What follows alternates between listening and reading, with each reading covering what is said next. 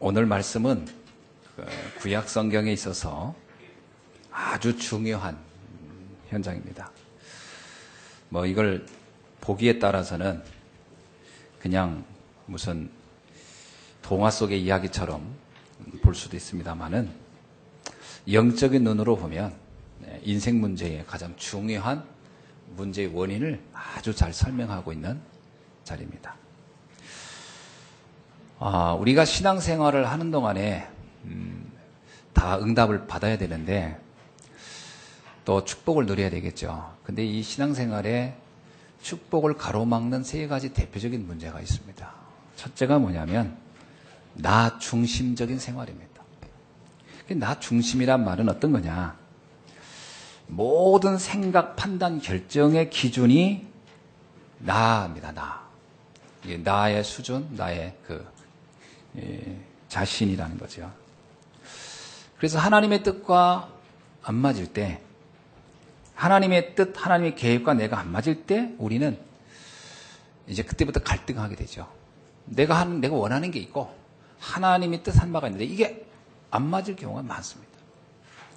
그때 사람들은 나의 뜻을 관찰하려고 하죠. 그래서 하나님의 뜻을 거기에 맞추려고 하죠. 이렇게 되니까 자꾸 어려움이 생기게 됩니다. 전능하신 하나님의 계획은 우리의 인생의 과거, 현재, 미래를 입체적으로 놓고 하나님은 그 일들을 이루어 가십니다. 근데 우리는 보통 내가 알고 있는 그 지식, 경험 가지고 이 일을 결정하죠.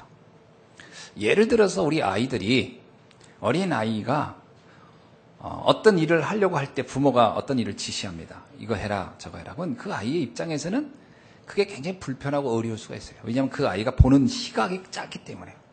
그러나 부모는 그 아이의 성장, 그 현재, 그의 미래를 대략 보고 그 일을 지시합니다. 이게 다르거든요.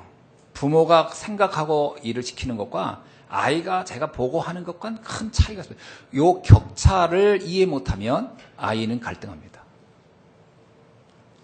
우리 엄마는 나를 싫어한다. 이렇게 나를 미워한다. 이렇게까지 오해하게 됩니다. 사실 안 그렇거든요.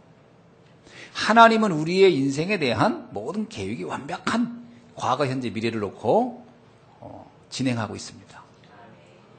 그 중에 오늘의 내가 할 일도 주님은 알고 계세요. 근데 그걸 내가 오해하는 경우가 많죠. 그걸 내 중심에서 생각하고 판단하면 이제부터 갈등이 오는 겁니다. 왜 이런 일이, 왜 이런 사건이 내게 일어났지? 하면서 우리는 이제 거기에 불신앙을 하게 되지요. 이사야 55장 8절에 보면 이런 말씀이 있습니다. 하나님이 이사야에게 주신 말씀이죠. 이는 내 생각이 너의 생각과 다르며 내 길은 너의 길과 다르니라. 그렇습니다. 하나님이 생각하는 것과 우리 생각하는 것, 하나님이 가는 길과 우리가 생각하고 가는 길이 다를 수가 있어요. 그러면 어떻게 해야 될까요? 하나님을 나한테 맞추라고 해야 되나요? 내가 하나님께 맞춰야 되나요? 그건 생각을 각자 하시기 바랍니다. 불신자는 어떠냐?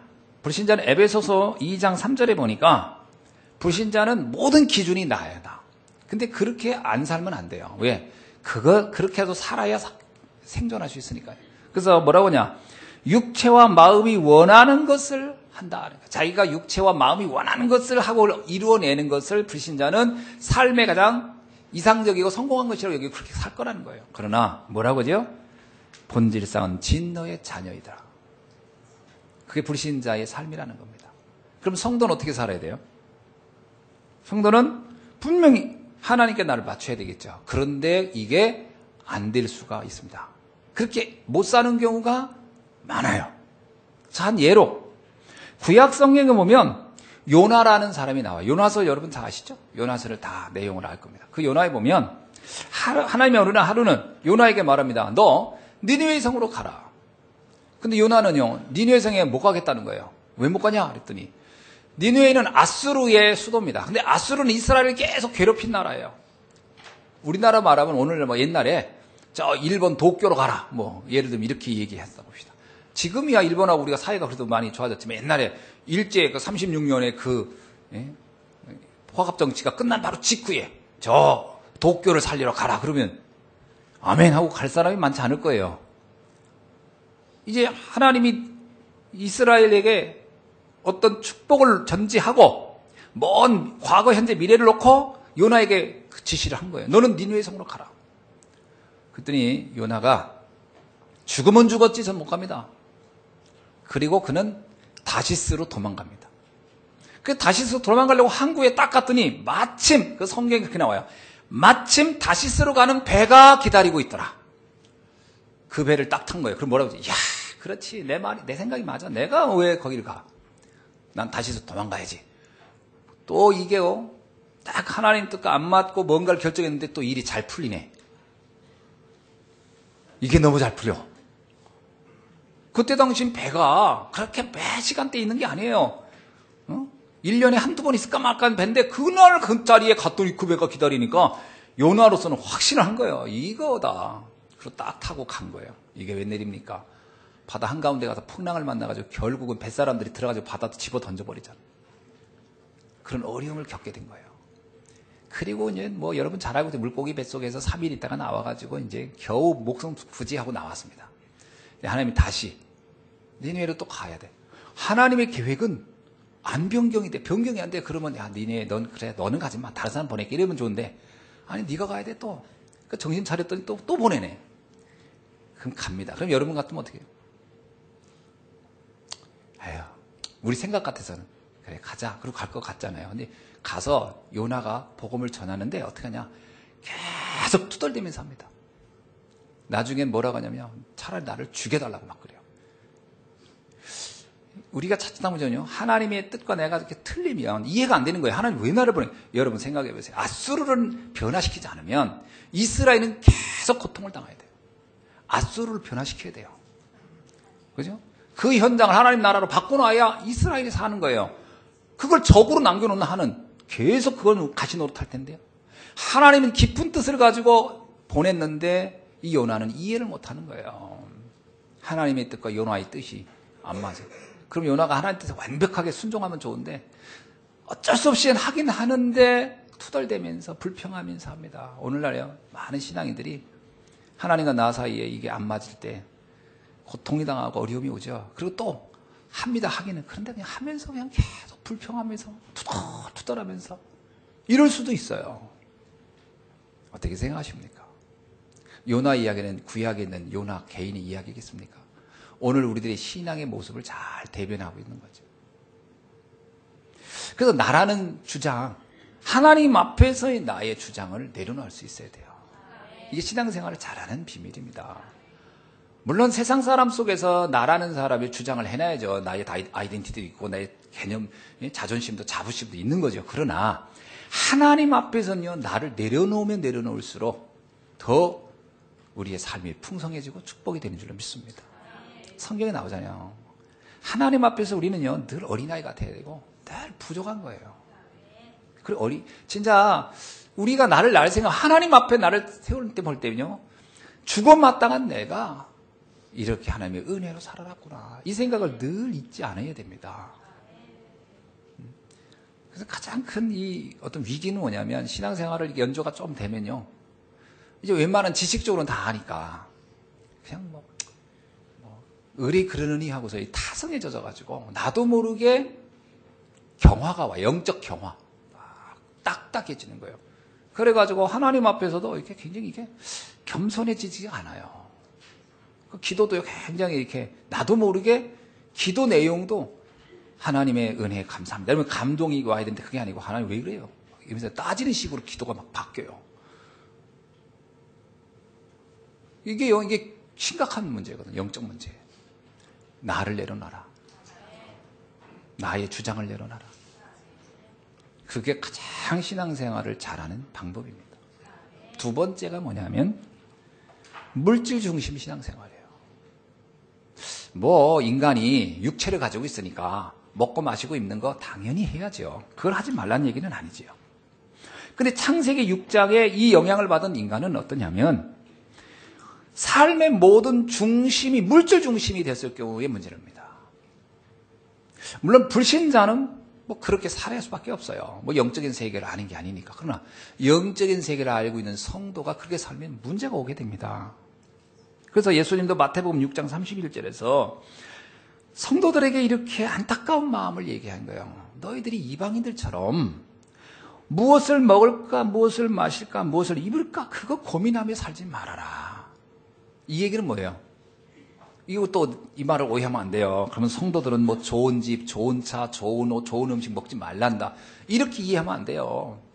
여러분도 좋은 집에 사셔야 되고 좋은 차 가져야 되고 좋은 옷 입어야 되고 좋은 음식도 먹어야 되죠. 문제는 내 인생의 목적이 그것을 위해서만 산다고 한다는 것은 불행하다는 거예요.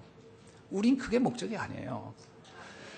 여러분, 우리가 주의 일, 영원한 주의 가치 있는 일을 하다가 가는 겁니다. 그 하다 보면 좋은 집에 살 수도 있고 좋은 옷을 입을 수도 있고 좋은 차를 탈 수도 있는 것이지 그게 내 인생의 목적이 되어버리면 정말 이와 같은 슬픈 인생이 되어버린다는 거예요. 모든 삶의 관심, 목적, 이유, 방향이 하나님의 뜻과 계획과 맞아야 할 줄로 믿습니다. 그렇지 않다면 우린 신앙생활이 계속 뭔가 모르게 안 맞을 거예요. 세 번째, 성공 중심적 신앙생활입니다. 성공을 하지 말란 말이 아니고요. 성공해야죠. 그러나 성공이 인생의 목적이 되면 불쌍해집니다. 그죠? 성공을 넘어서는 그 언약을 갖고 가는 게 하나님의 자녀들이에요. 바울이 말했듯이 우리는 성공할 수도 있고 성공을 못할 수도 있다. 그것이 우리 인생의 목적은 아니다. 우리의 목적은 하나님의 뜻을 이루다 가는 것이다. 자, 그러면 진짜 성공이 뭘까요?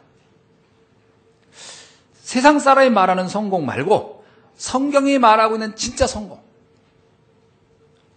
저는 성경을 보면서 이렇게 생각이 듭니다. 하나님이 원하는 시간에, 하나님이 원하는 장소에, 하나님이 원하는 일을 위하여 쓰임받다 갈 때 그 사람이 성공한 사람이에요. 아무리 많은 것을 소유했어도 하나님이 원하는 시간에, 하나님이 원하는 장소에, 하나님이 원하는 일과 안 맞는다면 그건 성공자라고 할 수가 없는 거죠. 불신자는 많습니다. 그런 사람은. 그죠? 그러나 하나님과 관련돼서 그 응답을 받아야 돼요. 다윗은 왕이 되었기 때문에 성공한 게 아니에요. 그는 왕도 하나님의 뜻을 이루는 하나의 수단으로 봤어요. 다윗은 하나님이 원하는 시간, 그게 목동이다. 하나님이 원하는 장소, 광야다. 하나님이 원하는 일, 그것이 하나님이 원하는 그 일에 쓰임받은. 그래서 다윗은 목동일 때도 이미 성공자였어요. 그가 왕이 되었을 때도 성공자였어요. 사울왕은 어떻습니까? 하나님이 원하는 시간, 원하는 장소, 원하는 일과 사울왕이 왕이 된 게 안 맞았어요. 사울왕은 왕이 된 것이 문제였어요. 그래서 더 문제가 온 거예요. 그게 맞아야 됩니다. 아멘. 그래서 항시 지금 내가 있는 이 자리, 지금 이 자리에 하나님이 원하는 게 뭘까? 그거 생각해야 되겠죠. 하나님 이 자리에 이 시간, 이 순간 내가 어떤 일을 하기를 원하실까? 그걸 놓치면 다 놓치는 겁니다. 우리는 흔히 이런 얘기를 하잖아요. 지금 여기 일은 적당히 하고 나중에 여건이 좋아지면 그때 난 주의 일을 잘할 수 있을 것이다. 그게 우리들이 갖는 보편적인 생각인데 그 생각에 함정이 있습니다. 뭐냐면요. 마치 옷에 첫 단추를 잘 끼워야 마지막 단추가 끼워지는 것처럼 이 단추를 어설피 껴버리면 뒷단추 안 맞아요. 그래서 우리는 지금의 이 자리에 이 시간을 소홀히 해버려요. 나중에 그 응답이 의외로 안 옵니다. 다윗은 목동일 때 그 삶을 어영부영 살지 않았어요. 그것을 다윗은 굉장히 자랑하게 여깁니다. 골리앗을 만날 때 얘기하잖아요. 나는 하나님이 맡겨준 그 양을 양 한 마리 잃어버리지 않았다. 그겁니다. 그날 그 시간 그 장소에 하나님의 시간표에 원하는 그 응답 받아야 돼요. 우리 랩런트들 지금 학교 생활 어영부영 하면서 나중에 내가 어른 돼서는 잘한다? 그게 가능한 얘기가 아닙니다. 그거 잘 안 돼요. 지금 있는 자리에서 응답을 받는 겁니다. 성도님들도 마찬가지입니다. 지금 뭐 신앙생활 조금 이렇게 하다가 나중에 잘하겠습니다. 이게 안 맞아요. 내 생각처럼 그게 되지가 않아요. 다행히도 내 생각대로 딱 맞으면 정말 다행인데 그런 경우는 오지 않습니다. 지금부터 응답받아 가야 돼요. 그래서 지금 뭘 잘하라 그 얘기가 아닙니다. 많이 해라, 큰일 해라 이 말이 아닙니다. 지금 이 자리, 이 시간, 이곳에 하나님이 원하는 게 뭔지를 놓치지 말라는 겁니다. 그게 성공 중심적 신앙생활에서 바꿔지는 겁니다. 그렇죠? 그게 정말 성령님도 잘 받는 거예요. 성령님도 잘 받는다는 말은 아주 세밀한 가운데 있는 겁니다. 이 엘리야가 착각했던 게 그거잖아요. 막 갈멜산에서 많은 사람을 죽이고 막 이방신들을 막 죽이고 이렇게 하는 게 이게 어마어마한 일을 하는 게 이게 정말 신앙생활 잘하는 거라고 생각했는데 알고 봤더니 그게 아니었어요. 세밀한 가운데 호렙산에서 하나님을 다시 만나게 되잖아요. 아, 이 부분들을 내가 소홀히 했구나. 오늘 우리가 정말 중요한 세계복음화의 언약 속에서 하나님이 원하는 그 시간, 그 장소, 그 일에 응답을 놓치지 않게 주의 이름으로 축원합니다. 그러면 하나님이 원하는 그 일은 도대체 뭘까요? 이걸 또 우리가 아는 게 중요하죠. 세계복음을 위한 하나님의 시대적인 부름 속에 우리는 있는 게 있습니다. 그렇죠? 하나님 처음부터 우리를 세계복음을 놓고 부르신 거예요. 자, 그 속에서 우리가 지금 잘 봐야 됩니다. 오늘날의 교회. 오늘날의 교회에 대해서 여러분 어떻습니까? 자부심이 있습니까? 교회를 다닌다, 신앙인이 된다는 게 어떻습니까? 오늘날. 언제부턴가 이게 묘하게 부끄러운 사건이 된 것처럼 사람들 사이에 굉장히 문제가 많아요. 그래서 교회다운 교회를 세워내야 됩니다. 이거는 건물을 세우라 이런 의미의 뜻이 아닙니다. 우리의 믿음의 교회를 바르게 세워야 돼요. 그러는 중에 이 교회의 응답 속에서 때로는 그 모임이 소중하기 때문에 건물이 세워질 수도 있겠죠. 그러나 더 중요한 것은 교회다운 교회, 우리의 믿음의 교회를 바르게 세워야 됩니다. 두 번째는요, 우리 후대들이 거의 다 지금 방황하고 있어요. 영적으로 방황하고 있어요. 이대로 큰다면 과연 그들이 이 시대의 영적 상태를 제대로 바꿔가면 이끌어 가겠는가 생각해 봐야 돼요. 아니면 세상에 그냥 흡수해서 세상에 만족해서 살다가 불신자처럼 가지 않을까 이런 생각도 해보셔야 돼요. 그래서 후대를 키우는데 우리가 지금 생각해야 됩니다. 그래서 지금 우리의 시간표 속에서 후대를 어떻게 키울 건가? 잘 키워야 된다? 그건 뭐 말할 것도 없고 뭐가 잘 키우는 거냐? 잘 보셔야 돼요. 영적으로 바른 눈을 뜨게 해줘야 됩니다. 세상이 얼마나 혼란스러운지 몰라요. 여러분 얼마 전에 18살 먹은 아이가 터키로 가가지고 그러다음에 IS에 가입한다고 사라진 사건이 있지 않습니까? 그 생각이 문제예요. 혼란한 시대예요. 잘 키워놨는데 엉뚱하게 빠진 게 없어요. 다 키워놨는데 이상한, 여러분 세상이 만만하지 않습니다. 어떤 영향을 어떻게 올지 영적으로 분별할 수 있는 눈을 키워주지 않으면 심각한 문제가 올 수 있어요. 그래서 육신적으로 잘 먹이는 것만 다는 아니잖아요. 여러분 어린아이들, 자녀들이 상처받았다 할 때 못 먹어서 상처받았다는 아이가 많아요. 아니면 자기의 생각의 어떤 마음의 상처가 많다고 하는 애들이 많아요. 우리 부모들은요, 아이를 키울 때 이렇게 1차원적으로만 키우면 안 돼요. 그게 6.25 동란 때나 그게 먹는 문제로 상처받지.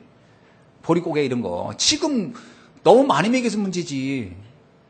도리어 너무 잘 먹여서 애들 상처받아요. 너무 살찌어 버리니까. 지금은 적당히 이렇게 좀 굶겨가면서 키워야 애들이 상처 덜 받는다고. 육신적으로는 그렇단 말이에요. 더 중요한 건 뭐냐? 정신적인 부분이에요. 더 중요한 건 영적인 부분이에요. 요것이 제대로 안 들어가면 아이들 방황하고 나중에 심각하게 이상해집니다. 그죠? 자, 이렇게 볼 때에 나 중심적인 거, 물질 중심적, 성경 중심적인 부분을 완벽하게 복음 중심으로, 하나님 나라 중심으로, 성령 중심으로 우리의 삶의 방향이 달라져야 풍성한 하나님의 축복과 은혜를 누리게 될 줄로 믿습니다. 자, 요 세 가지의 이런 인생관은 누가 만드는 걸까요? 영세전부터 사단이 만들어 놓은 관점들입니다. 사단은 영세전부터 완벽하게 이것을 계획하고 진행해 왔고요. 지금도 그걸 사용하고 있어요. 많은 사람들은 이 세 가지로부터 자유롭지가 않습니다. 그래서 누가복음 1장 3절에 있는 말씀처럼 누가가 이런 얘기를 하죠. 모든 일을 근원부터 자세히 미루어 살펴. 우리가 근원부터 자세히 살펴보아서 이것이 무슨 의미가 있는지를 알고 영적으로 바른 관을 가져야 될 줄 믿습니다. 자, 그래서 오늘 본문 창세기 3장은 아주 중요한 본문이에요. 이게 정말 중요한 본문이에요. 첫 번째입니다. 우리가 뭘 살펴봐야 되냐? 사단의 존재에 대해서 알아야 됩니다. 자, 잘 알아요. 원인을 정확히 알아야 해답이 빨리 나옵니다. 문제를 정확히 알아야 답이 빨리 나와요. 첫째, 사단은 원래 천사였습니다. 천사가 타락하여 사단이 된 겁니다. 자, 어디에 나오느냐? 계시록 12장 7절로 9절에 보면은 말씀이 나옵니다. 한번 읽어드릴게요. 하늘에 전쟁이 있었으니 미가엘과 그의 사자들과 더불어 싸울새 용과 그의 사자들도 싸우나 이기지 못하여 다시 하늘에서 그들이 있을 곳을 얻지 못한지라. 큰 용이 내어 쫓기니 옛뱀 곧 마귀라고도 하고 사탄이라고도 하여 온 천하를 꿰는 자라. 처음부터 하늘에 있었던 존재예요. 그래서 사단의 원래 존재는 천사였습니다. 천사가 타락하여 사단이 된 거죠. 자, 근데 이 천사의 역할이 뭐냐? 히브리서 1장 14절에 보니까 모든 천사들은 섬기는 영으로서 구원받은 상속자들을 위하여 섬기라고 보내심이 아니냐. 사단은요, 하나님을 섬기고 또 하나님의 가장 존귀한 존재, 하나님이 아주 같이 귀하게 여기는 인간을 위하여 그 심부름 많은 존재가 사단이었어요. 그 사단은 하나님의 속성과 사람의 속성을 너무 잘 알아요. 이것이 사단이 교만해진 이유고 타락한 이유입니다. 그리고 사단은 그래서 우리 인간에 대해서 공격하는 게 너무 잘 알고 있는 거예요. 우리가 어디에 약한지를 너무 잘 알아요. 그래서 이 사단의 속임수 앞에 웬만한 사람은 다 넘어지는 겁니다. 이사야서 14장 12절로 15절에 보니까 천사가 어떻게 타락했는지를 설명하고 있어요. 내가 하늘에 올라 내 자리를 높이고 내가 북극지폐 산 위에 앉으리라. 여기에 보면 사단은 계속 내가 높아지고 내가 좌정하고 내가 지폐를 지배하고 여기서 이렇게 나오거든요. 내가라고 하는 게 강조되어 있어요. 한마디로 말하면 교만이죠. 사단의 교만이 결국 천사의 교만이 결국 사단이 된 원인이라고 성경은 말하고 있습니다. 그래서 우리가 사단의 존재에 대해서 정확히 알고 있습니다. 사단은 영적 존재다. 그리고 사단은 우리에 대해서 너무 잘 알고 있다. 알고는 있으셔야 됩니다. 우리를 너무 잘 알고 있겠구나. 자, 두 번째입니다. 사단은 어떤 존재냐? 사단은 뱀을 이용한다는 겁니다. 이게 아주 중요한 얘기예요. 오늘 본문에 보니까 뱀을 이용했다 이렇게 나오죠. 사단은 자기는 숨겨 있습니다. 본인은 드러내지 않아요. 사단은 드러내지 않습니다. 사단은 영적 존재이기 때문에 반드시 피조물을 사용한다는 겁니다. 예를 들어서 요한복음 13장 2절에 보니까 마귀가 벌써 시몬 아들 가룟 유다의 마음에 예수를 팔려는 생각을 넣었더라. 생각을 집어넣어 버렸어요. 문제는 마귀가 유다의 마음을 타고 들어왔지만 유다는 몰랐어요. 마귀가 들어왔다는 걸 몰랐어요. 그래서 유다의 무너짐이 심각해진 겁니다. 왜 몰랐을까요? 유다는 평상시에 유다의 관점을 잘 보면요. 그 옥합겐 사건을 보면 알듯이 유다는 자기의 생각 중에 어려운 사람, 힘든 사람 이런 부분들, 국가적인 생각 이런 것들이 굉장히 강조했던 사람이에요. 그 생각과 하나님의 계획이 안 맞을 때 유다는 자기 생각을 내려놓지 않고 자기 생각을 관철하려는 쪽으로 갔습니다. 그런데 그게 마귀가 주는 생각이라는 생각을 전혀 못했어요. 자기는 지금 옳은 일을 하고 있다라는 생각을 했어요. 그래서 속은 겁니다. 많은 사람이 영적으로 문제가 될 때 가장 큰 문제는 뭐죠? 내가 옳은 걸 하고 있다라는 생각 속에 있다는 겁니다. 다 그 생각을 해요. 내가 옳지 않다는 것을 하는 사람은 그건 처음부터 나쁜 거고, 대부분이 옳다고 생각하는 걸 하는데 그게 문제가 오는 거예요. 그래서 쉽게 무너지는 거예요. 하루는 예수님이 제자들을 모아놓고 얘기합니다. 내가 예루살렘에 가서 죽어야 될 것 같다. 아무래도 죽고 3일 만에 부활할 거다. 그랬더니 베드로가 뭐라고 하죠? 주님, 이게 무슨 소리입니까? 지금 죽다니요. 그러면서 갈 수 없습니다. 지금 예루살렘 갔다면 큰일 납니다. 제가 주님 예루살렘 가는 건 못 가게 막을 겁니다. 다 그래. 예수님이 뭐라고 하죠? 베드로에게 고맙다. 너밖에 없다. 나를 많이 걱정해 주는구나. 이렇게 얘기 안 하고요. 사단아 물러가라. 왜 그랬을까요? 그 다음에 해석이 나와요. 예수님이 그럽니다. 너는 사람의 일로 모든 걸 보는구나. 하나님의 일에 대해서는 네가 모르는 거야. 이겁니다. 사람의 관점으로 다 옳은 말이고 다 맞는 말인데 이게 하나님의 일이 아닌 거예요. 사람의 일로야 스승을 보호하고 지키고 아끼고 하는 게 맞죠? 그게 문제가 아니라는 거예요. 하나님이 원하는 게 뭔지를 네가 모르고 있다라는 거예요. 베드로는 자기가 마귀에게 속았다는 걸 전혀 모르고 있는 겁니다. 모르죠. 이게 슬픈 일이고 이게 안타까운 일이죠. 이런 경험을 했던 베드로가 베드로 후서를 쓸 때 사람들에게 이렇게 얘기합니다. 베드로 후서 11장 14절에 15절에서 사단은 광명한 천사처럼 우리를 속인다. 여러분, 천사가요 밝은 천사처럼 나타나서 나를 속인다는 거예요. 그러니까 사람들이 안 넘어가겠냐는 거예요. 두 번째, 의로운 일꾼을 가장해서 오기 때문에 안 넘어가겠냐는 거예요. 의로운 일을 하겠다고 해서 오는데 다. 여러분, 악한 일을 하는 사람한테는 속을 사람이 별로 없어요. 그러나 의로운 일을 한다고 하면 속기가 쉽습니다. 복음은 전혀 모르는데 너무 착하고 세상대로 너무 훌륭한 일을 많이 한다. 그 사람들이 사람들을 더 많이 속이는 거예요. 잘 보면요. 영적으로 보면 그런 겁니다. 이중에서 많은 사람들이 속는 거예요. 그래서요, 신앙은 전혀 없는데도 너무 사람이 인격적으로 훌륭하고 그래도 문제가 와요. 많은 사람이 그게 신앙인 줄 안다니까요. 전 테레사 수녀의 일기를 보면서 이 사람이 참 수많은 사람을 착각하게 만들었겠구나. 본인은 영적 답도 없으면서 너무 훌륭한 일을 너무 많이 한 거예요. 사람들은 그게 하나님이 기뻐하는 일인 줄 알고 거기 수많은 사람이 갔잖아요. 그런 일을 하잖아요, 지금도. 그게 문제입니다, 그런 것도. 크게 보면. 우리가 이런 부분에서 영적인 통찰력이 있어야 됩니다. 아멘. 잘 봐야 돼요. 우리가 인정 중심이 가면 사단에게 속기 쉬워요.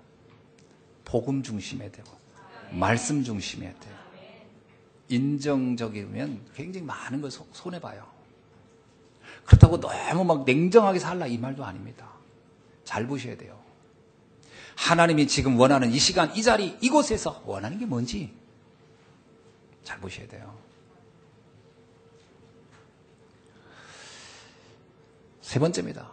사단이 우리를 속이는 방법은 놀랍게도 말씀을 가지고 속입니다.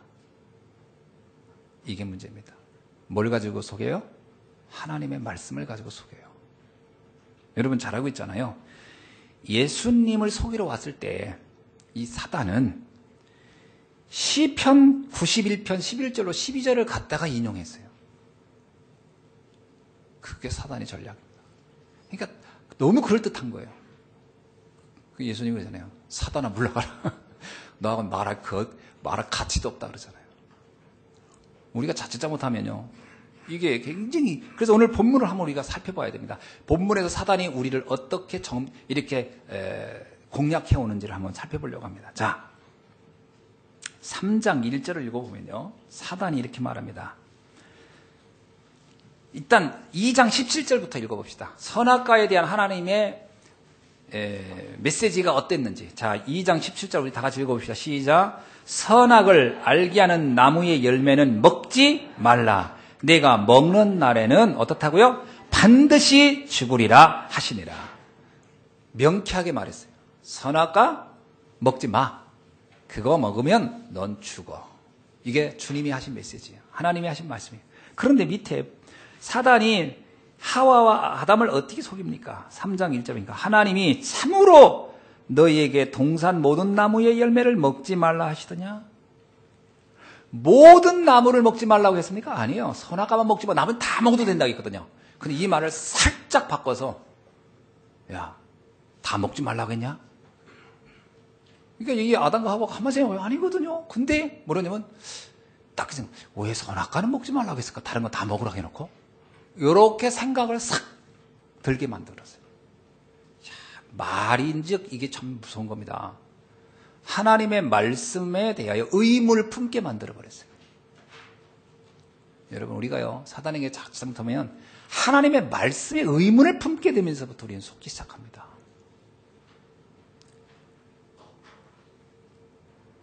여자가 대답합니다. 대답을 전에 하는 거예요. 아니라는 거죠. 여자가 뱀에게 말하되 동산 나무의 열매를 우리가 먹을 수 있으나, 그렇습니다. 여기까지는 맞죠. 동산 나무 열매를 먹을 수 있으나 선악과는 먹지 말라 했습니다. 이래야 되거든요. 뭐라고 했냐면 이렇게 얘기합니다. 동산 중앙에 있는 나무의 열매는 하나님의 말씀에 너희는 먹지도 말고 만지지도 말라. 만지지 말라는 말은 없었거든요. 자기가 하나 더 붙였어요. 만지지도 말라고 했다는 거예요. 만들었어요, 이제 말씀을 하나. 그리고 또 어묵기는 건 죽는다 했는데 죽을까 하노라 이거. 죽을 수도 있고 안 죽을 수도 있는 거 아닐까요? 왜 이런 생각했을까요? 그래, 하나님 우리 사랑한다 했는데 설사 죽이게 할까? 그래, 죽일 수도 있지만 안 죽일 수도. 이게 말씀이 조금씩 변질되고 있어요, 지금. 싹싹.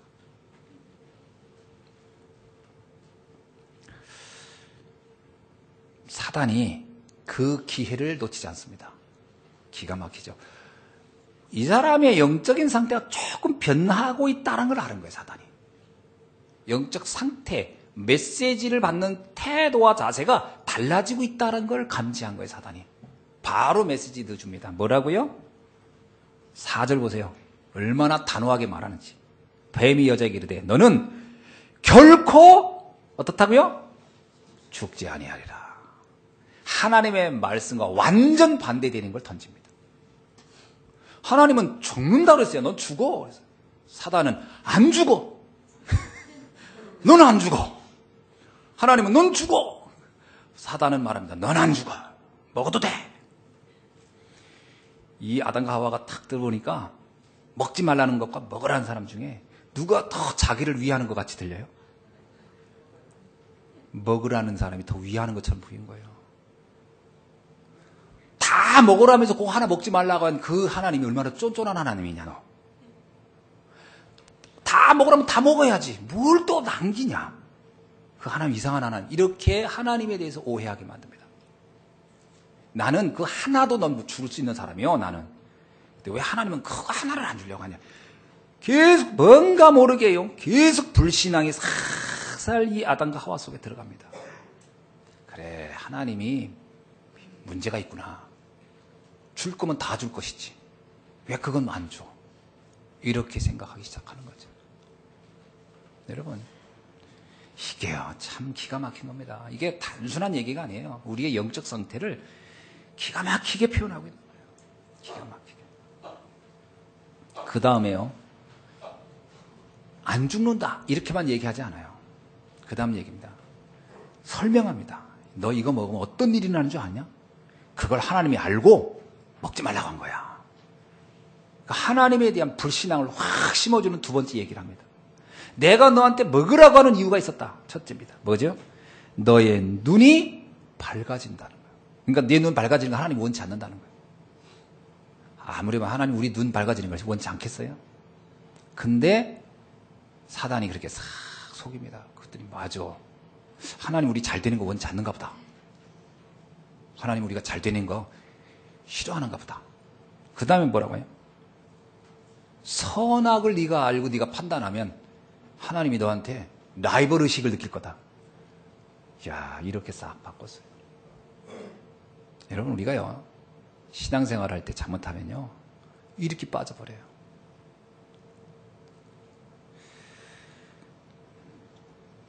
그러니까 이 사단의 거짓말이거든요. 이 거짓말이 메시지가 들어가 박혀버린 거예요. 중요한 거, 여러분, 메시지를요, 희한하게 불신앙의 말을 듣기만 해도 박힙니다. 그래서 예수님 뭐라 그러세요? 바울도 악한 것은 모양이라도 버리라 그런 거예요. 박히니까. 자꾸 들어보세요. 아닌 것도 자꾸 기라고 하면 긴 것처럼 보여요. 사람은 듣다 보면 믿어지는 겁니다. 나는 절대 사기 안 당해야 합니다. 근데 사기꾼하고 한 2시간 있어 보세요.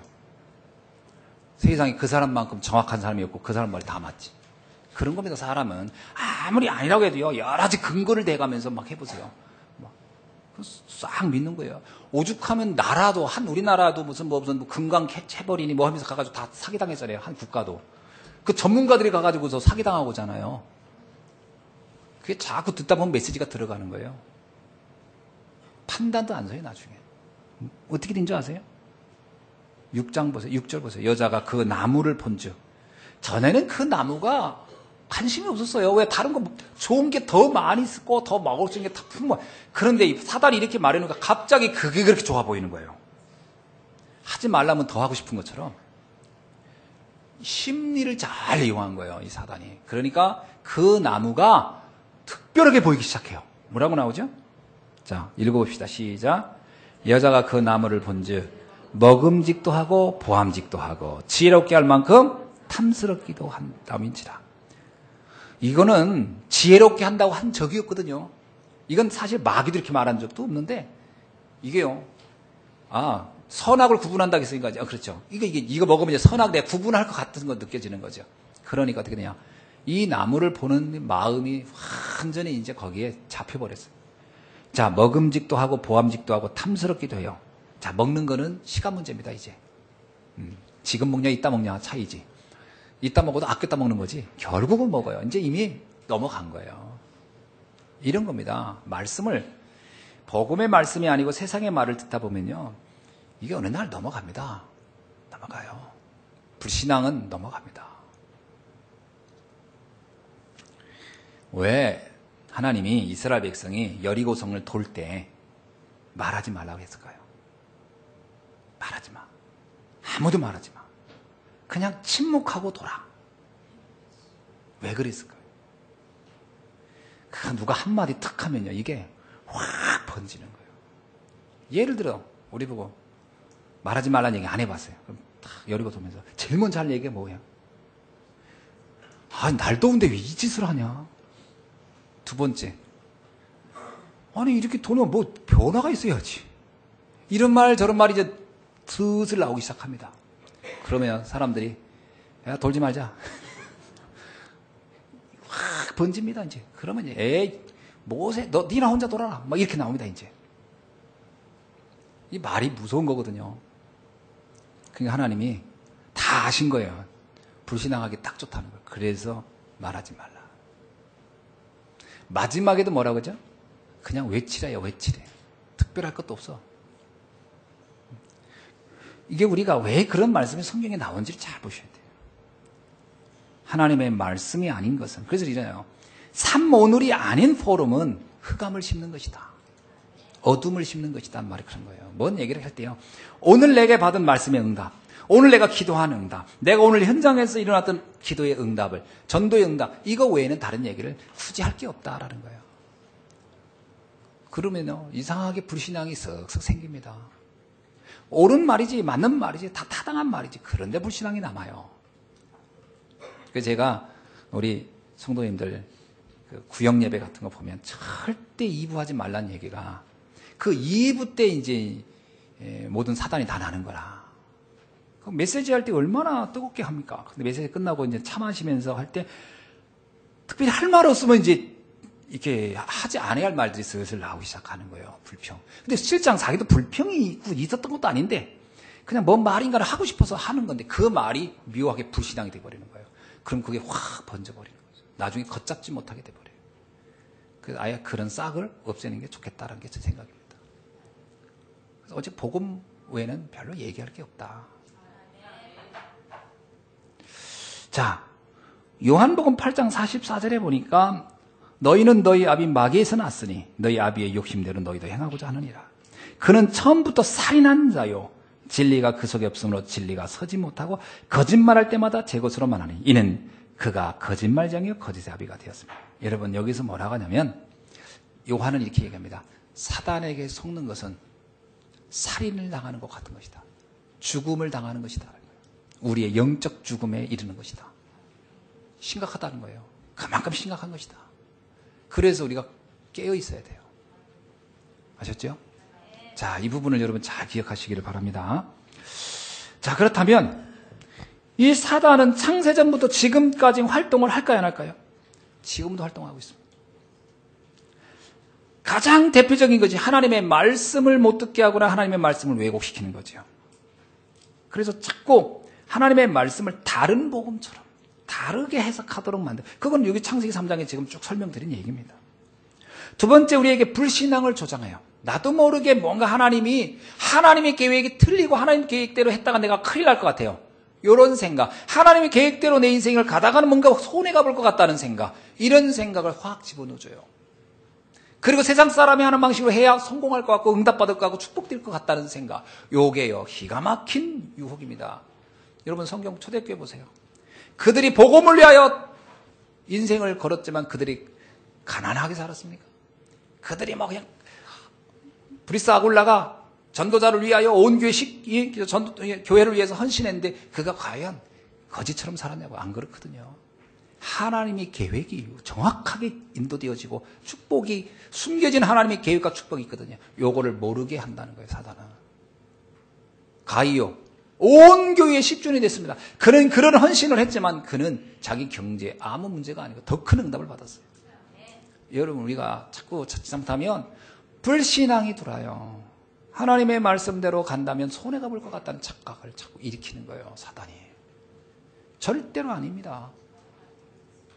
거기에 우리가 이해되지 않는 문제가 있어서 그렇지 더 큰 하나님의 응답과 계획이 그 안에 숨겨져 있는 줄로 믿습니다.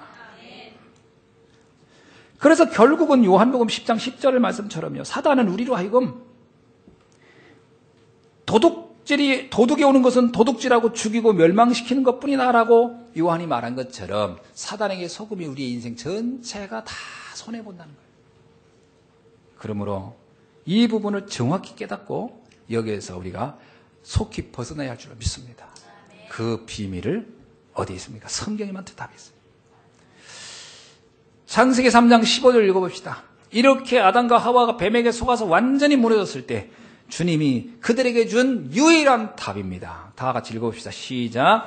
내가 너로 여자와 원수가 되게 하고 내 후손도 후손이 원수가 되게 하리니 여자의 후손은 내 머리를 상하게 할 것이요 너는 그의 발꿈치를 상하게 할 것이니라 하시고, 이 사단의 세력을 부시는 유일한 무기 그리스도입니다.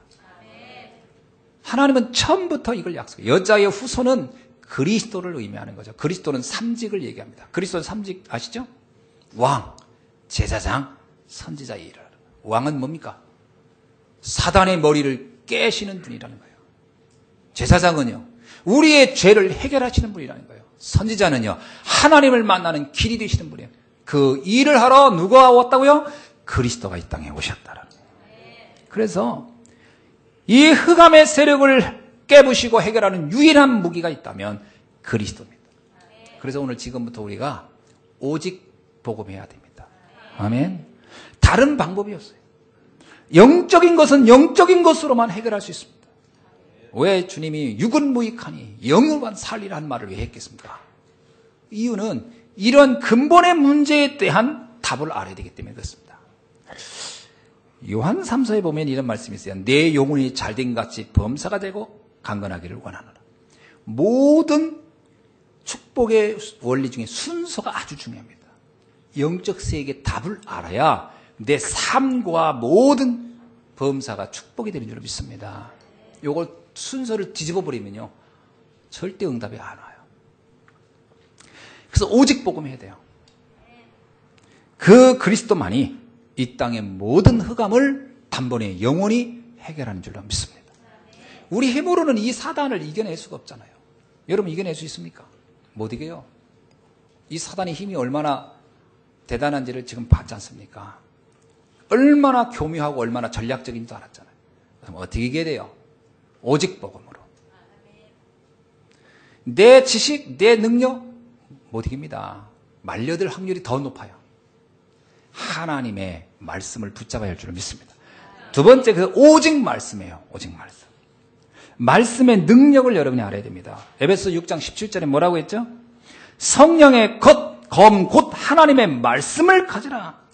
히브리서 4장 12절 하나님의 말씀은 살아있고 운동력이 있어.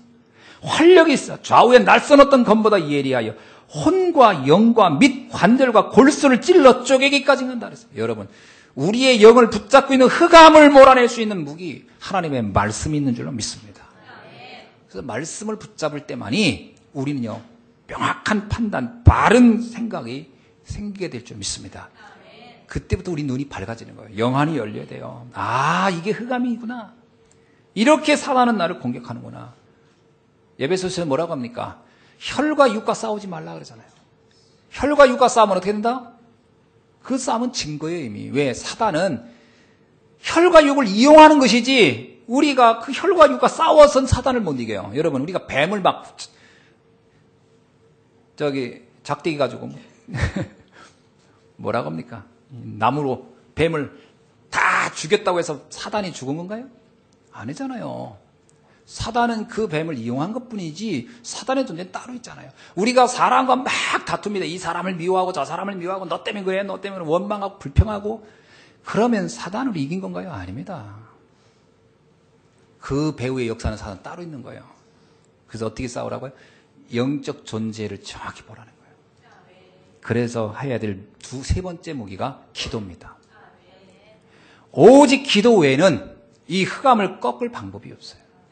여러분, 정말 서운한 일이 있고 답답한 일이 있습니까? 일단 말씀을 보고 말씀이 뭐라고 하는지부터 찾아내세요. 두 번째, 기도 속에 들어가야 됩니다.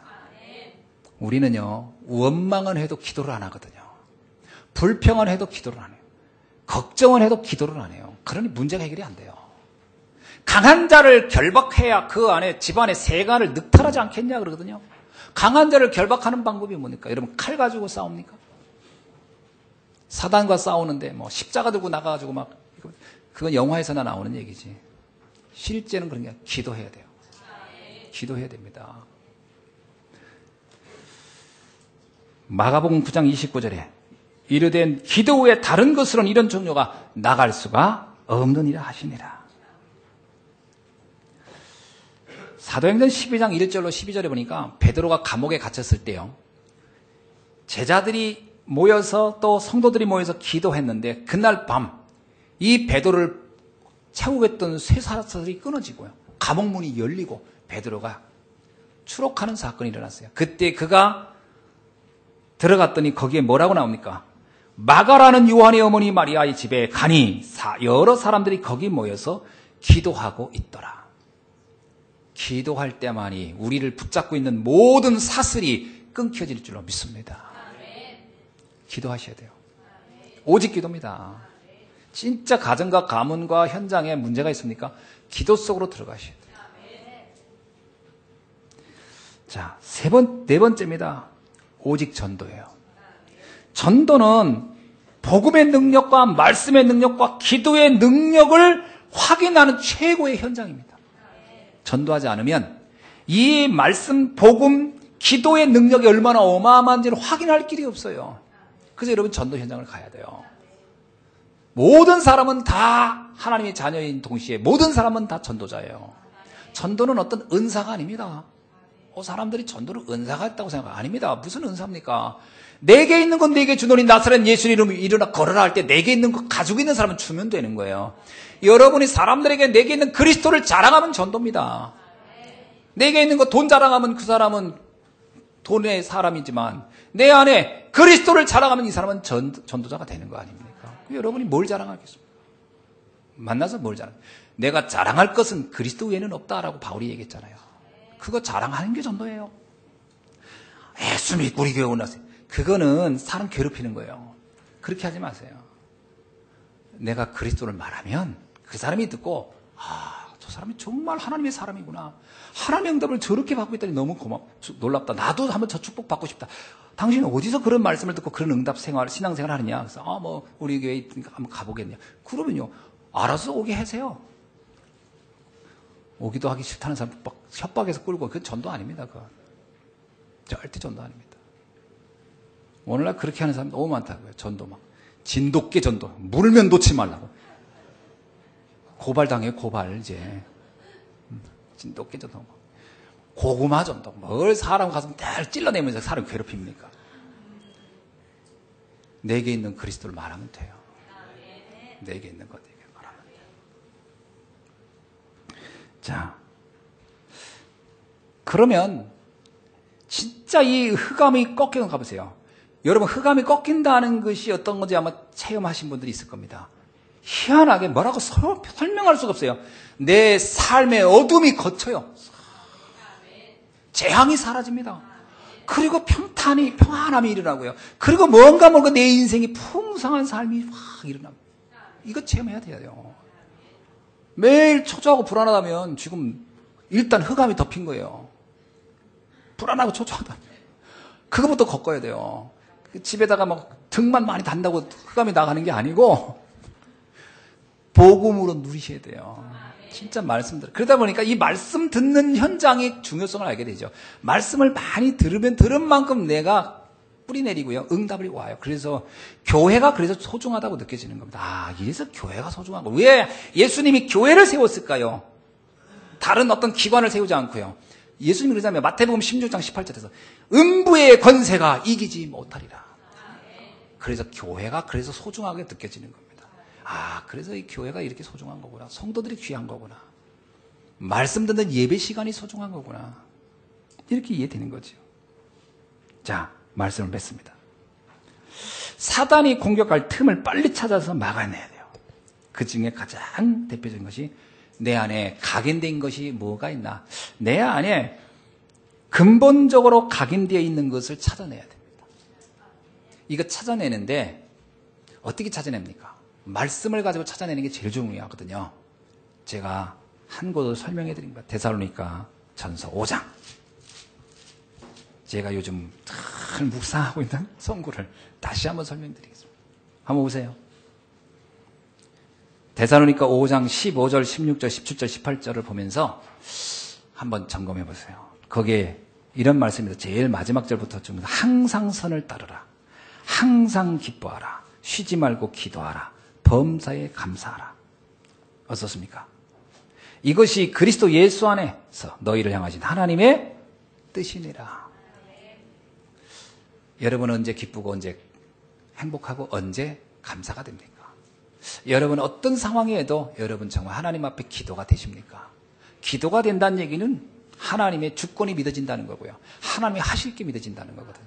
그러면 담담하고 기도하라. 그러면 아무것도 염려하지 말고 너희의 간구할 것을 하나님께 아뢰라. 그러면 하나님은 너의 마음과 생각을 지켜주리라 하잖아요. 기도가 된다는 얘기는 평안이 이루어졌다는 얘기예요. 여러분 초조하면 기도 안 됩니다. 초조하면 기도 안 돼요. 평안해야 기도가 되지. 점검해 보셔야 돼요. 그래서 제가 기도 5가지 얘기했어요. 첫째, 기도를 할 때 감사를 찾아내라.